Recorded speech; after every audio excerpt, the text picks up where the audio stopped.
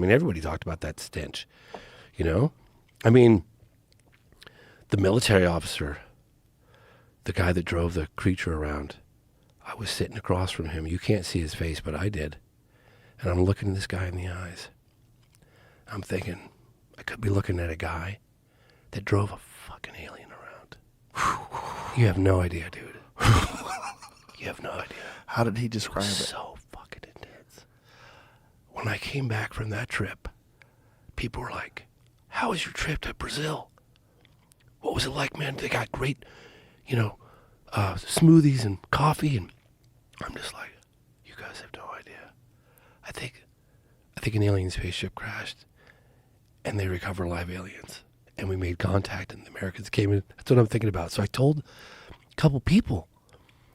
On the last trip I came back, I was just like, I was so rocked. I couldn't reintegrate back into culture. I was just like, fuck, I think this happened. It's the biggest story ever. So people were asking me, even my neighbor who runs that Make-A-Wish Foundation, he was like, James, he goes, bro, I like you a lot and I got a lot of respect for you, but you lost me on this one. And I was like, I don't blame you, bro. I really don't. But listen to the witnesses. Just, that's all I say. And I would tell people, and I realized I can't talk about it. All I can say is just listen to the witnesses. Don't take it from me. But I'm looking at that guy in the eyes, Joe. And I've been at this for 30 years. I'm working on my 7th film right now.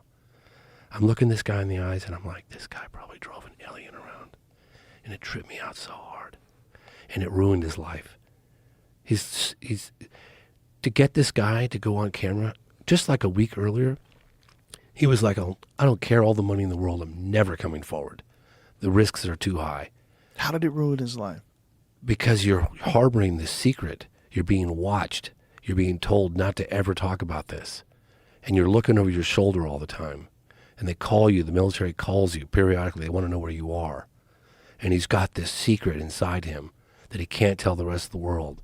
And he's thinking about all the different, everyone's out there speculating, is it real, is it fake, is it real, is it fake? And this guy drove a body around. Just think about that for a second. Think about the doctor who took the x-rays of this thing. Marco Leal, thank you, Marco, you're the man. Marco Leal found him 8 years ago.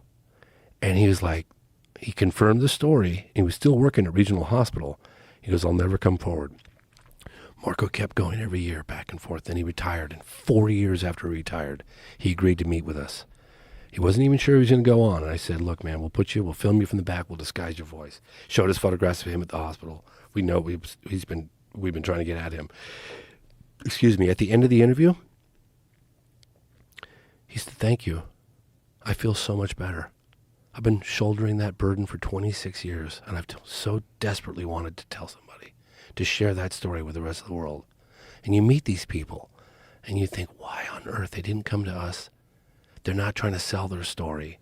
We tracked them down and begged and pleaded with them to come forward. When I found Martha, the sister of the deceased military officer, Marco Chirizi, we were knocking on doors. I remember the sound guy from Rio de Janeiro. He was like, you're out of your mind, dude. What are you doing? You can't just knock on random doors. I was like, man, if there's a will, there's a way. I'm going to find this lady. And we found her. And it was like this kind of sketchy area. You know, it's like when you get out of your car and you could see like people drawing the curtains back and looking at you and you're standing out like, dude, I stood out like a sore thumb, man. And then we walked up. I had Marco with me, thank God, and we had camera crews and stuff. It's kind of sketchy.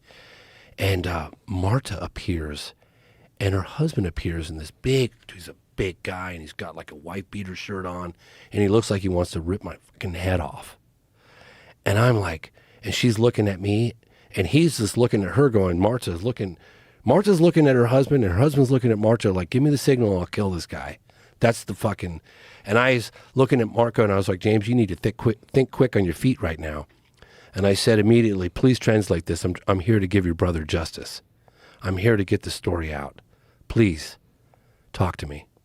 And we developed a relationship with her slowly over that. And those were the first words that we exchanged. And we eventually got her to come forward, and we talked. She'd gone forward in the past, but she doesn't know who the hell I am. I want to take you back to the doctor. Okay. when you talk to the doctor,